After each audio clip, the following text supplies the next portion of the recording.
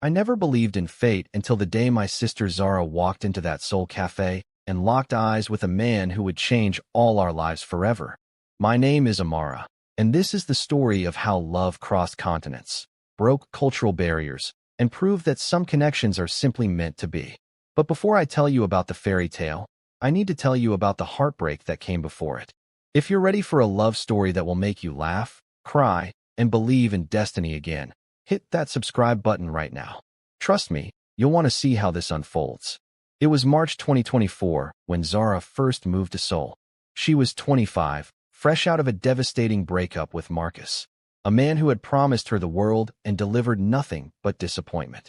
For 3 years, she'd molded herself into what he wanted, straightened her beautiful natural hair because he said it looked more professional, stopped speaking Swahili around his friends because it made them uncomfortable, even considered bleaching her skin when he casually mentioned he usually dated lighter women.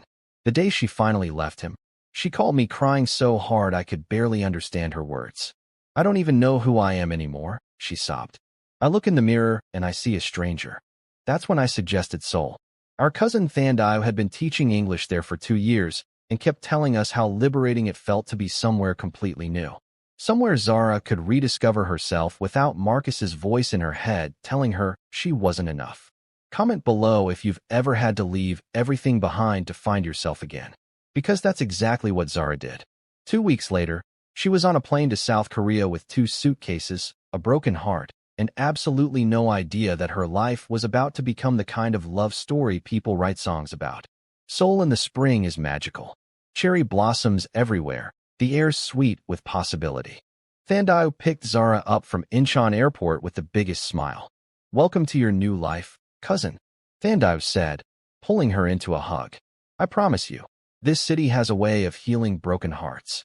Zara managed a weak smile. "I'm not looking for love, Thandai. I'm looking for myself." "Sometimes," Thandai said with a knowing look, "you find both." Thandai had set Zara up with a job teaching English at a private academy in Gangnam. The pay was decent, the students were sweet, and for the first few weeks, Zara threw herself into work and exploration. She let her hair grow natural again, the tight coils and curls springing back to life. She took Korean language classes. She tried foods she couldn't pronounce. She started feeling like herself again. But she was lonely.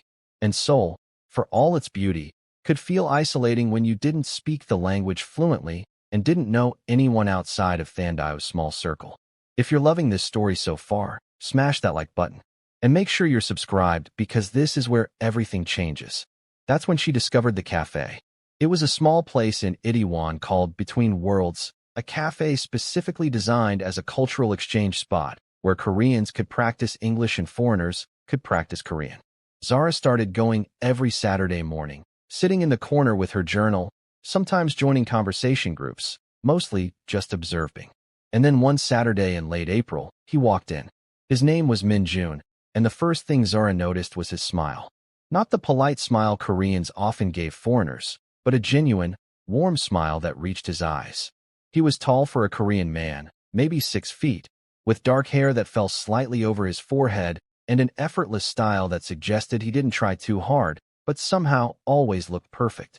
He ordered an Americano, then turned and scanned the room. When his eyes landed on Zara, something shifted. She felt it. A pull, a recognition, like her soul was saying, "Oh, there you are." Comment destiny if you believe in love at first sight, or in a way if you think it's just chemistry. Min-jun walked straight to her table. "Excuse me," he said in accented but clear English. "Is this seat taken?" The cafe was half empty. There were at least 10 available tables. Zara's heart raced. "It's all yours," she said, gesturing to the chair across from her. He sat down, and for a moment, they just looked at each other. Zara noticed the kindness in his eyes, the slight nervous energy in the way he arranged his coffee cup. "I'm Min-jun," he said, extending his hand. "Zara." His hand was warm, his grip gentle but confident. "Zara," he repeated, like he was tasting her name. "That's beautiful. What does it mean?" "It means flower in Arabic. My parents are from Kenya, but they love the name." "Flower," Min-jun smiled. "It suits you." And just like that, they started talking. About everything and nothing. About why she came to Seoul, about his work as an architect, about their favorite foods and the books they loved. Hours passed like minutes. The cafe filled and emptied around them, but they didn't notice. When Zara finally checked her phone, it was past noon. "Oh my God, I've been talking your ear off for 3 hours," she said, genuinely embarrassed. "Best 3 hours of my month," Min-jun said simply. "Can we do this again?" Next Saturday, Zara's heart did a little flip. But the voice of caution, Marcus's voice, really, whispered in her head. "Don't rush. You'll just get hurt again." I come here most Saturdays," she said carefully. "Then I'll be here too," Min-jun said. Same table. Hit that like button if you think Min-jun is already falling for her. Subscribe to see if this becomes something real. The next Saturday, Zara almost didn't go. She stood in front of her mirror, her natural hair in a beautiful twist out, wearing a yellow sundress, and wondered if she was being stupid. What if this was just another Marcus situation? What if Min-jun's family would never accept her? What if she was setting herself up for heartbreak all over again? But something stronger than fear pulled her out the door. When she walked into Between Worlds, Min-jun was already there.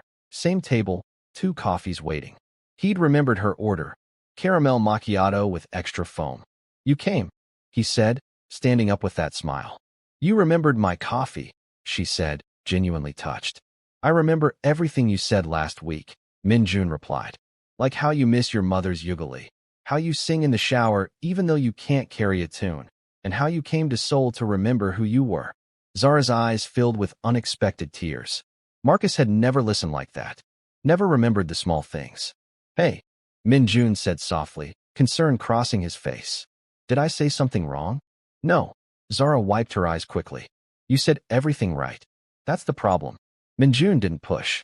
He just slid the coffee across the table and waited until she was ready to talk. And talk she did. Over the next few weeks, Saturday coffee became Saturday brunch, which became weekday dinners, which became long walks along the Han River where Min-jun would point out buildings he'd designed or dreamed of designing. He introduced her to Korean culture gently, teaching her how to use chopsticks properly, taking her to traditional markets, explaining the meaning behind Korean holidays. And he asked about her culture too, genuinely curious about Kenyan traditions, Swahili phrases, the music she grew up with. Comment below, what's your favorite part of Korean or African culture? Let's celebrate both. One evening in June, they were walking through Namsan Park when Min-jun stopped suddenly. "Zara, I need to tell you something." Her heart sank. Here it comes, she thought. The other shoe dropping. "I'm falling in love with you," he said simply. "And I know it's fast, and I know we're from different worlds, but I can't pretend I'm not. You make me want to be better. You make me see beauty in everything. You make me feel like I've been waiting my whole life without knowing what I was waiting for." Zara couldn't breathe. "Min-jun, you don't have to say anything," he interrupted gently. "I just needed you to know. No pressure. No expectations. Just truth." But Zara did have something to say. She'd been holding it in for weeks, terrified of being vulnerable again, terrified of being hurt. "I'm terrified," she whispered. "My last relationship destroyed me. I don't know if I can trust this." "Trust us." Min-jun took her hands. "Then don't trust it yet. Trust that I'll be patient while you learn to trust again. Trust that I see you, all of you, and I'm not going anywhere." If these words just melted your heart, hit that like button. And subscribe because this story is about to get complicated. That night, Zara called me from Seoul. It was early morning in Kenya, and I was half asleep when I answered. "Amara," she said, her voice shaking with emotion. "I think I found him. The one." I sat up immediately. "Tell me everything." She told me about Min-jun, about his kindness, his patience, his way of making her feel seen, about how he loved her natural hair, her accent, her culture, about how he was teaching her Korean and she was teaching him Swahili, about how when they were together, everything felt right. "But Amara," she said, her voice dropping, "I'm scared. What if his family hates me? What if Korea isn't ready for us? What if I'm not Korean enough for him?" "Zara," I said firmly, "you are enough. Exactly as you are. And if Min-jun is the man you're describing, he knows that. The question is, do you believe it?" Silence. "I'm trying to," she finally said. "Then that's enough for now," I told her. Love isn't about being perfect. It's about being brave enough to try. Comment, "Be brave," if you think Zara should give love another chance. The real test came in July, when Min-jun asked Zara to meet his parents. They're traditional, he warned her over coffee one morning. My mother especially. She's been planning my marriage since I was born, and in her mind, I was going to marry a nice Korean girl from a good family. And instead you're bringing home an African woman who teaches English, Zara said, trying to keep her voice light, but failing. I'm bringing home the woman I love, Min-jun corrected. And yes, it's going to be difficult. But Zara, you need to know, I've already told them about you. About us. I've told them that you're not negotiable. That if they want me in their lives, they need to respect you and mine. Zara's eyes widened. You what? I told them the truth, Min-jun said simply. That I found my person. And she happens to be brilliant, beautiful, kind, and Kenyan. I told them that I understand if they need time to adjust, but I won't hide you. I won't diminish what we have. And I certainly won't let anyone make you feel less than the extraordinary woman you are. Zara started crying right there in the cafe. Why are you so perfect? Min-jun laughed, wiping her tears gently. I'm not perfect. I'm just in love. There's a difference. The dinner with Min-jun's parents was scheduled for a Saturday evening at their home in an upscale neighborhood in Seoul. Zara spent the entire week preparing, learning basic Korean greetings, buying an appropriate gift, practicing bowing at the right angle. Thandime helped her pick out an outfit that walked the line between respectful and authentic to who Zara was. A beautiful African print dress in subtle colors with a modern cut. You look stunning, Thandime said. But more importantly, you look like yourself. That's what matters. If you're nervous for Zara right now, hit that subscribe button. You'll want to see how this dinner goes. Min-jun picked her up at 6. He looked nervous too, which somehow made Zara feel better. Whatever happens, he said, taking her hand. We're in this together. Okay, Zara breathed. Min-jun's parents lived in a traditional Korean house that had been modernized inside. His mother, Mrs. Park, opened the door. She was elegant, composed, and her expression when she saw Zara was carefully neutral. Welcome, she said in Korean, then added in halting English. Please, come in. Mr. Park was warmer, greeting Zara with a genuine smile and a bow. Thank you for coming. Min-jun speaks of you often. The dinner was painfully formal at first. Zara sat with perfect posture, barely eating, hyper-aware of every movement. Mrs. Park asked polite questions about her work, her family, how she liked Seoul, but there was a distance in her voice that Zara couldn't miss. Then Mr. Park asked about Kenya, and something shifted. Zara's face lit up as she talked about her home, the wildlife, the landscapes, the rich culture and traditions. She talked about her parents' love story, how they'd met at university and built a life together despite their family's initial objections because they were from different tribes. Love made them brave, Zara said softly, then caught herself. I'm sorry, I'm talking too much. No, Mr. Park said kindly. Please continue. Mrs. Park had been quiet, but now she spoke. Your parents, they faced opposition and stayed together? Yes, Zara said. It wasn't easy. Both families came around eventually, but it took time. My parents always said that love that's tested is love that lasts. Something flickered in Mrs. Park's eyes. She was quiet for a moment, then said something in Korean to Min-jun. He responded, his voice gentle but firm. Then he turned to Zara. My mother wants to know if you're serious about us. About me. Comment, yes, if you want Zara to fight for this love. Zara looked directly at Mrs. Park. Mrs. Park, I know this isn't what you imagined for your son. I know our cultures are different, our backgrounds are different. But what's not different is how much I care for Min-jun. He makes me want to be better every single day. He's patient and kind, and he sees me. Really sees me. I'm not here to take your son away from you, or from Korean culture. I'm here because I'm falling in love with him. And I hope that eventually, you can accept that. The room was silent. Min-jun squeezed Zara's hand under the table. Then Mrs. Park did something unexpected. She smiled, small, but genuine. My husband's family did not want him to marry me, she said slowly in English. They said I was too modern, too educated, not traditional enough. We almost didn't marry because of it. Mr. Park reached over and squeezed his wife's hand, and Zara saw a whole lifetime of love in that gesture. But we did marry, Mrs. Park continued. And it was hard, very hard. But we were happy, and I swore when I had children, I would not make them choose between their happiness and my approval. She looked at Min-jun, then back at Zara. I need time. This is unexpected. But I see how my son looks at you. And I remember how his father looked at me when we were young. It wasn't acceptance. Not yet. But it was a beginning. Hit that like button if Mrs. Park just earned your respect. And make sure you're subscribed. This story is far from over. Over the next few months, things slowly improved. Mrs. Park started inviting Zara to family dinners. She taught her how to make kimchi, and Zara taught her how to make Kenyan pulao. They found common ground in their love for Min-jun and in their shared experience of fighting for love against tradition. But just when everything seemed perfect, Zara got a call from Kenya that changed everything.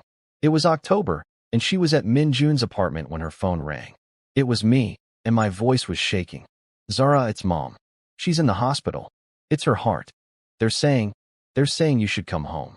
Zara's world stopped. Our mother had always been the picture of health. Strong, vibrant, seemingly invincible. The idea that she could be seriously ill felt impossible. I'm coming, Zara said immediately. I'll be on the next flight. She hung up and looked at Min-jun with tears streaming down her face. I have to go home. My mom.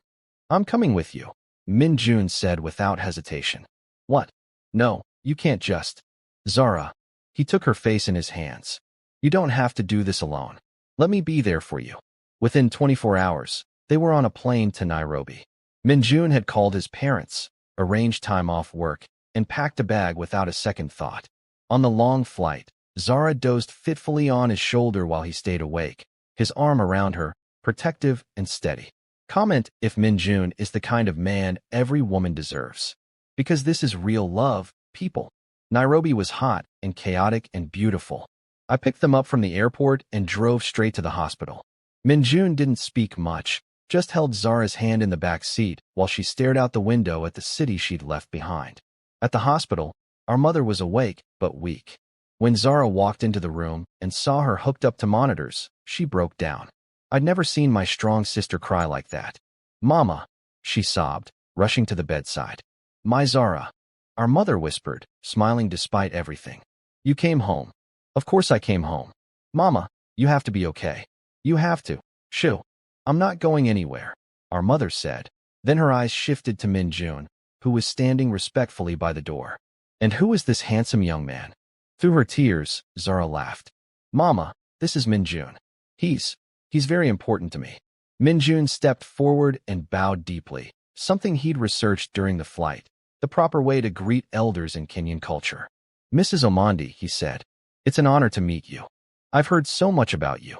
Our mother's eyes sparkled with interest despite her weakness. Korean? Yes, ma'am.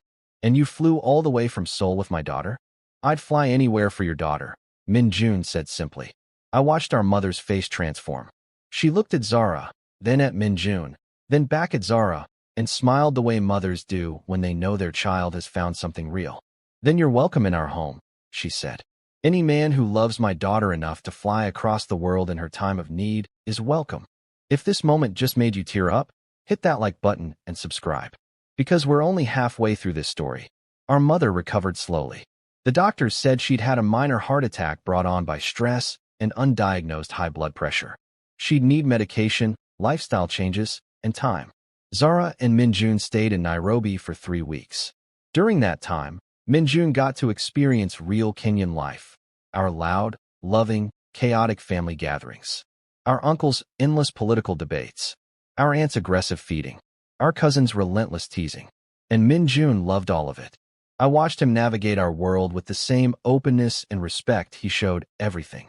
He learned to eat ugali with his hands. He attempted Swahili phrases that made everyone laugh. He sat with our father and listened to stories about growing up in rural Kenya. He played soccer with our cousins in red dirt that stained his expensive sneakers. One evening, I found him sitting on our veranda with our mother, who was well enough to sit outside for short periods. You love her very much, our mother said to him. It wasn't a question. More than I knew I could love anyone, Min-jun replied. And your family? They accept her? Min-jun hesitated, then decided on honesty. They're learning to. It's not easy for them. But I've made it clear that Zara is my choice, and they can either accept that or not be part of our future. Our mother nodded slowly. That's good. A man who cannot stand up for his woman is no man at all. She paused, then added, but Min-jun, loving someone means loving all of them. Zara is Kenyan. This She gestured to the house, the sounds of family inside, the whole sprawling, complicated beauty of it all. This is part of her. Can you love this too? Mrs. Omandi, Min-jun said seriously. This isn't something I have to learn to love. How could I not love the place that created Zara? How could I not love the people who made her who she is? I saw tears in my mother's eyes. Later, she would tell me that in that moment, she knew Zara had found her person. Comment, Min-jun, if you think he's the perfect man. Let's show some love for green flag men. When it was time to return to Seoul, our mother pulled Zara aside. That man loves you properly, she said. The way your father loves me. Don't let fear keep you from that. But Mama, what about the cultural differences? What about? Zara, listen to me. Love is rare. Real, honest, respectful love is even rarer. When you find it, you hold on to it. You fight for it. Yes, it will be hard sometimes. Yes, people will have opinions. But at the end of the day, it's your life. And I didn't raise you to be afraid of living it. Back in Seoul, something had shifted in Zara. She was more confident in their relationship, more certain. She stopped questioning whether she was enough and started embracing all of herself. Her Kenyan heritage, her African beauty, her natural hair, her accent, everything. And Min-jun loved watching her bloom. It was December when Min-jun planned the proposal.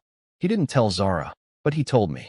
We'd become close during his time in Kenya, and he wanted my blessing. I'm going to ask your sister to marry me, he said over a video call. And I know it's traditional to ask the father, but Zara talks about you like you're her person. So I'm asking you, do I have your blessing? I was crying before I could even answer. Min-jun, you had my blessing the moment you got on that plane to Kenya. Take care of my sister. Love her the way she deserves. And welcome to the family. If you want to see this proposal, make sure you're subscribed. Hit that button now. Min-jun planned everything perfectly. He recreated their first meeting at Between Worlds, café, same table, same Saturday morning. He'd arranged with the cafe owner to close early, so when Zara arrived, it was just the two of them. Candles everywhere. Her favorite flowers, sunflowers, bright and happy. And in the center of the table, 2 cups of coffee. Caramel macchiato with extra foam for her. Americano for him.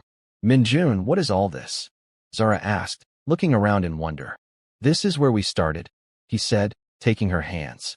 8 months ago, I walked into this cafe and saw you, and something in me just knew. I didn't know what it meant then, but I know now. He got down on one knee, and Zara's hands flew to her mouth. Zara Omandi, you taught me that love has no borders. That home isn't a place, it's a person. You're my person. You're my home. And I want to spend the rest of my life proving to you every single day that you made the right choice in trusting me with your heart. He pulled out a ring, a beautiful blend of Korean and African design elements, with a diamond set in gold that had tiny cowrie shells incorporated into the band. Will you marry me? Zara was crying too hard to speak at first. She just nodded, tears streaming down her face, until she finally managed to choke out. Yes. Yes. 1,000 times yes. When he slipped the ring on her finger and kissed her, the cafe owner and staff, who'd been hiding in the back, erupted in applause. Comment, she said yes, if you're crying right now. And if you're not subscribed, what are you waiting for? Subscribe. Planning a wedding that honored both cultures was an adventure. Zara wanted a traditional Kenyan ceremony, so they decided to do both. The Korean ceremony would be in Seoul, the Kenyan ceremony in Nairobi. 2 weddings, 2 countries, 1 love. But first, there was the challenge of the families meeting. Both sets of parents had agreed to come to Seoul for the Korean ceremony, which meant our very loud, very warm Kenyan family was about to meet Min-jun's more reserved Korean family. I flew to Seoul a week before the wedding to help Zara prepare. When I arrived at their apartment, yes, they were living together now, much to Mrs. Park's initial dismay. I found my sister in full wedding planning chaos mode. Amara, thank God you're here, she said, pulling me into a hug. I'm losing my mind. The caterer wants to know if we're doing Korean food or Kenyan food or both. The florist is confused about the color scheme. And Min-jun's grandmother just announced she's bringing 17 people instead of 5. I laughed. Welcome to wedding planning. Breathe. We'll figure it out. And we did. Over the next week, we planned a fusion wedding that would have made any event coordinator weep. Korean traditional dress with African print accents, a ceremony that incorporated both cultures, food that represented both worlds. Like this video if you love fusion weddings. They're beautiful celebrations of two worlds becoming one. The day the families met started chaotically. Our parents arrived at Incheon Airport with what seemed like half of Kenya. Our aunts, uncles, cousins, all of them loud and excited and hugging everyone in sight, including confused Korean travelers who had no idea what was happening. Min-jun's parents had come to the airport to meet them, and I watched Mrs. Park's eyes widen as our mother descended on her with a massive hug. "My co-mother," our mother declared in her accented English. "Our children are making us family." Mrs. Park looked startled, then slowly, a smile crossed her face. She hugged our mother back. The dinner that night at a private restaurant was a beautiful disaster. Our family was loud, telling stories with wild gestures and erupting into laughter. Min-jun's family was quieter, more reserved. But as the evening went on and the soju flowed, barriers started breaking down. Our father and Mr. Park discovered a shared love of soccer. Our mother and Mrs. Park bonded over wedding planning stress and their children's stubbornness. Our aunts tried to teach Min-jun's grandmother a Kenyan dance, and though she didn't quite get the moves, her laughter filled the room. By the end of the night, our uncle was singing Kenyan songs while Min-jun's cousin tried to teach him a Korean drinking song, and everyone was taking photos and making toasts in a mixture of Korean, English, and Swahili. Zara leaned into Min-jun, watching the chaos with tears in her eyes. "We did this," she whispered. "We brought two worlds together." "No," Min-jun said, kissing her forehead. "Love did this. We just got out of the way." Subscribe if you believe love really can bridge any divide. Comment your favorite moment from this family meeting. The Korean wedding ceremony was held on a Saturday in late December. Snow fell gently on Seoul, making everything look like a fairy tale. Zara wore a traditional Korean hanbok for the ceremony, a gorgeous creation in deep red and gold with African print details carefully incorporated. She looked like a queen. Min-jun wore traditional Korean men's hanbok, and when he saw Zara, he cried. The ceremony itself was beautiful. They performed the traditional Korean bows to each other and to their parents. They shared ceremonial cups of wine. They exchanged vows in both Korean and English. When the officiant pronounced them married and they kissed, the room erupted. Kenyan cheers mixing with Korean applause, two families celebrating as one. If this wedding scene just gave you chills, hit that like button right now. The reception was even better. We'd hired a DJ who could transition seamlessly between K-pop and Afrobeats, and watching Korean Annies try to dance to Saudi Soul while our cousins attempted K-pop moves was one of the funniest things I'd ever seen. During the speeches, I stood up to toast my sister. Zara came to Seoul broken, I said, my voice shaking with emotion. She came here to find herself. And she did find herself, but she also found love. Real, honest, beautiful love. Min-jun, when you got on that plane to Kenya, when you sat with our mother, when you embraced our family with open arms, that's when I knew you were the one. You don't just love my sister. You see her, all of her, and you celebrate every single part. That's rare. That's special. That's forever. I raised my glass. To Zara and Min-jun. May your love continue to break barriers, bridge cultures, and remind us all that home isn't where you're from. It's who you're with.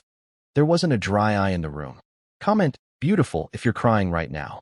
We won't judge. We're all crying too. But the story doesn't end there. Because 3 months later, they did it all again in Kenya. The Kenyan wedding was a completely different experience. It was held in our family's village, under the African sun, with red earth beneath their feet and endless blue sky above. Zara wore traditional Kenyan wedding attire, beautiful beadwork, bright colors, her natural hair styled in intricate braids with cowrie shells woven through. Min-jun wore a Kenyan suit with African print details, and he'd grown comfortable enough with our culture to dance when the music started, not caring that he didn't know all the steps. The ceremony was hours long, traditional blessings, elders speaking, music and dancing, so much dancing. Min-jun's parents had come, and I watched Mrs. Park slowly sway to the music, a smile on her face as she watched her son celebrate. During the traditional introduction ceremony, where Min-jun had to formally ask our family for Zara's hand, our uncle, who was playing the role of negotiator, gave him an impossible list of demands. "We want 50 cows, 20 goats, and a promise that you'll bring our daughter home to visit every year," our uncle declared seriously.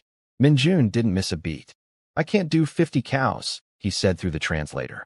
But I can promise that Zara will always know where home is. Both her Korean home and her Kenyan home. And I can promise to spend my life making sure she never has to choose between the two.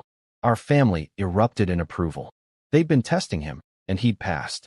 If Min-jun just won your heart all over again, subscribe and like this video. This man gets it.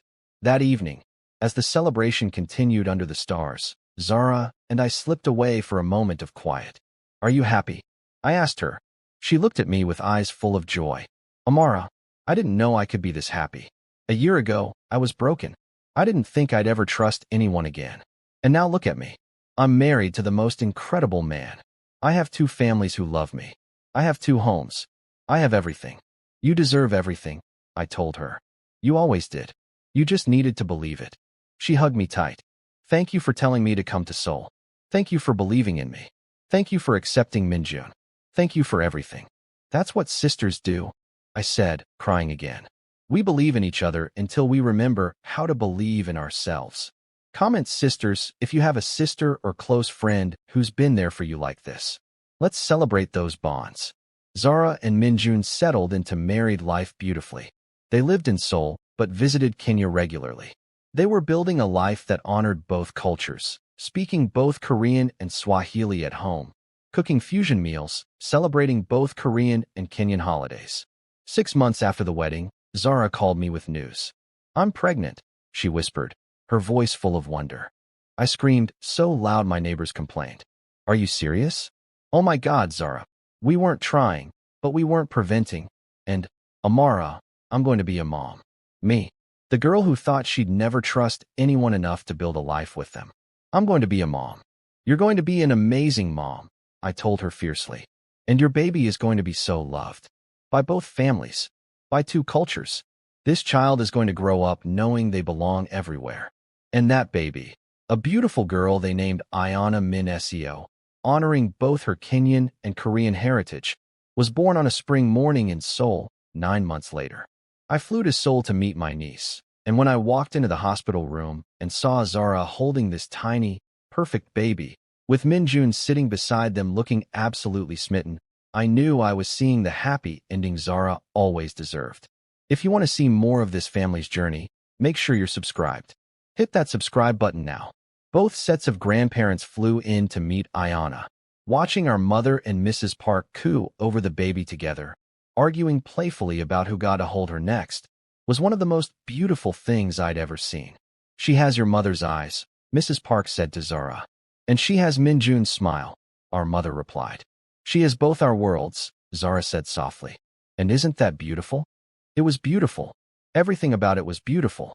As I watched this family, Korean and Kenyan, traditional and modern, so different and yet so united in their love for this couple and their baby, I thought about how far we'd all come.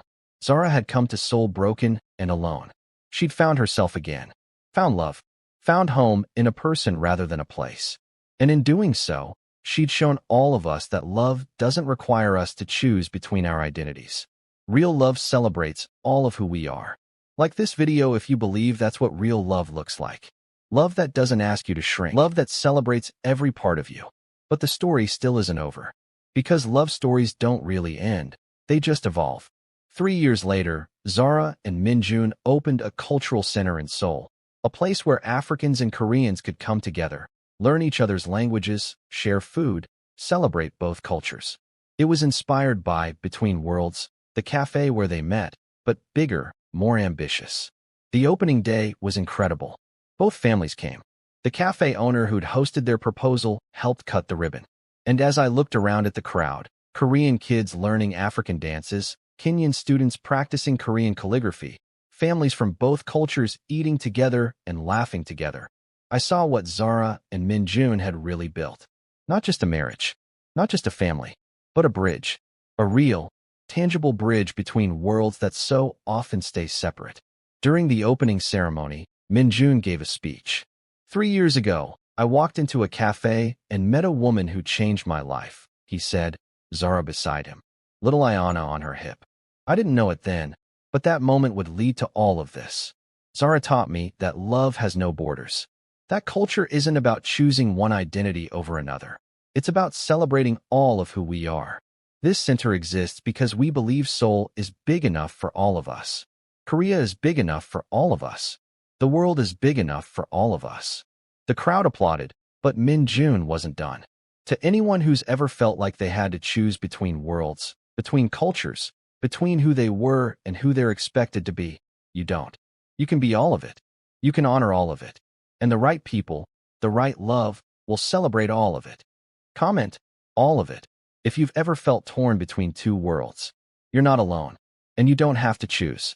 Watching my sister stand there with her husband and daughter, surrounded by both families and two communities coming together, I thought about the call I got a year ago when she was crying in Seoul, convinced she'd never be whole again. And now look at her. Whole, happy, building something beautiful. That's what love does when it's real. It doesn't fix you, Zara fixed herself, but it gives you a safe place to heal. It gives you someone who sees you, really sees you, and says, yes, all of that. I love all of that. As the celebration continued, Zara pulled me aside. Thank you, she said quietly. For what? For answering that call a year ago. For telling me to be brave. For believing in me even when I didn't believe in myself. I hugged her tight. You did all the hard work, sis. I just reminded you that you could. We make a good team, she smiled. The best, I agreed. If you have someone in your life who believes in you like this, comment their name below. Let's celebrate the people who help us become who we're meant to be. As the sun set on that incredible day, I watched Zara and Min-jun dance with little Ayana between them. I watched both families mingling, laughing, celebrating together. I watched two cultures that could have clashed instead, choosing to create something beautiful together. And I thought, this is what the world needs more of. More love that crosses borders. More courage to be ourselves completely. More willingness to celebrate our differences instead of fighting over them. More Zaras and Min-juns showing us that it's possible. Because it is possible. Their story proved it. Love that's real. Love that's brave. Love that refuses to be limited by other people's expectations or fears. That kind of love can change the world. One couple at a time. One family at a time. One child raised to know they belong everywhere at a time. If this story touched your heart, if it made you believe in love again, if it reminded you that home is a person, not a place, please like this video and subscribe to our channel. Share it with someone who needs to hear this message. Fast forward 5 more years. Ayana is 8 now, fluent in English, Korean, and Swahili. She switches between languages effortlessly, comfortable in both Korean school and Kenyan family gatherings. She's everything her parents hoped she'd be. Confident, kind, proud of all her heritage. Zara and Min-jun are still deeply in love. I watch them sometimes and marvel at how they've managed to keep that spark alive. The way he still brings her coffee exactly how she likes it. The way she still lights up when he walks into a room. They have 2 more children now. Twins, a boy and a girl. Equally Korean and equally Kenyan and equally loved. The cultural center has expanded. They've opened 2 more locations. They've started a foundation that helps interracial couples navigate cultural differences. They've become advocates, speakers, living proof that love across cultures isn't just possible, it's beautiful. And through it all, through the challenges and the celebrations, through the moments of doubt and the moments of joy, they've stayed true to what brought them together in the first place. The belief that love is bigger than borders, that home is found in each other, that the right person will make you more yourself, not less. Like this video if you believe in love like this. Subscribe if you want more stories that remind you love is worth believing in. I'm telling you this story now, sitting in Seoul, watching my sister's family thrive, because I want you to know something. If you're broken right now, you won't be broken forever. If you're scared to trust again, there's someone out there worthy of that trust. If you think you have to choose between who you are and who you're expected to be, you don't. The right love will celebrate all of you. The right person will get on a plane to Kenya when your mother is sick. The right family will learn to make kimchi and ugali in the same kitchen. The right life is one where you don't have to shrink to fit. Zara taught me that. Min-jun proved it. Their family embodies it every single day. And if you're wondering if a love like that is possible for you, it is. But it starts with being brave enough to be yourself completely. Brave enough to walk into that cafe even when you're scared. Brave enough to say yes when someone sees all of you and stays. Brave enough to build bridges instead of walls. brave enough to believe that love is bigger than any border anyone tries to draw. Comment, I'm ready if you're ready for a love like this. Comment, still healing if you're not there yet, but you're working on it. Wherever you are in your journey, you're not alone. Last week, I was at Zara's house for dinner. The table was chaos. Kids talking over each other in 3 languages. Min-jun trying to tell a story, while Ayana interrupted with corrections. Zara laughing so hard she couldn't breathe. After the kids went to bed, the 3 of us sat on the veranda with tea. Do you remember that call? Zara asked me. When I was broken and scared and convinced I'd never be whole again. I remember. If you could go back and tell that Zara what her life would look like now, do you think she'd believe you? I thought about it. About the woman who got on that plane to Seoul with a broken heart and 2 suitcases. About everything she's built since then. I don't know if she'd believe it, I said honestly. But I think she'd hope for it. And sometimes hope is enough to take the first step. Min-jun raised his teacup. To first steps. And to all the beautiful, scary, wonderful steps that come after. We clinked our cups together, and I thought, this is what happy endings really look like. Not perfect, not without challenges, but full of love, full of joy, full of people who chose each other and keep choosing each other every single day. That's the real love story. Not the falling in love part. Anyone can fall. It's the choosing to stay in love, to work through the hard parts, to celebrate the good parts, to build a life together day by day. That's the story worth telling. And that's the story I've told you today. If you've made it this far, thank you for being here. Thank you for believing in love with me. Please subscribe to this channel for more stories like this. Hit that like button if this touched your heart. And comment below, I want to hear your story. Are you still looking for your person? Have you found them? Are you healing from someone who wasn't your person? Tell me. Let's build a community of people who believe love is worth it. As I prepare to leave Seoul and head back to Kenya, I take one last look at my sister's family. At the life she's built. At the love she fought for. At the home she created. And I think about all of you watching this. Maybe you're in Seoul or Nairobi or somewhere in between. Maybe you're Korean or Kenyan or neither. Maybe you've loved and lost or never loved at all. But wherever you are, whatever your story is, I want you to know. Your person is out there. Your home is waiting to be built. Your love story is still being written. And it's going to be beautiful. Maybe not easy. Probably not simple. But beautiful. Because love that's real, love that sees you, celebrates you, chooses you. That kind of love is always beautiful. So be brave. Be yourself. Be open. And when that person walks into your cafe, your life, your world, don't run. Stay. Take the chance. Build the bridge. Create something beautiful. Just like Zara and Min-jun did. Just like you can too. This is the end of their story. But it's just the beginning of yours. Subscribe for more Afro-Korean love stories. Like if you believe. Comment with your dreams for love. And remember, home isn't a place. Home is a person. And when you find them, you'll know. Thank you for being here. Thank you for believing in love with me. Until the next story. Until the next journey. Until the next reminder that love really can cross any border, bridge any divide, and create something more beautiful than we ever imagined. This is Amara, signing off. And reminding you one more time. Love is worth believing in. You are worth loving. And your story is worth telling. Don't forget to subscribe. Don't forget to like. Don't forget to comment. And most importantly, don't forget to believe in your own love story. See you in the next one. Subscribe for more emotional Afro-Korean love stories. Like if this story touched your heart. Comment your favorite moment or your own love story. Share with someone who needs to believe in love again. Thank you for watching. Your support means everything. We love you dearly.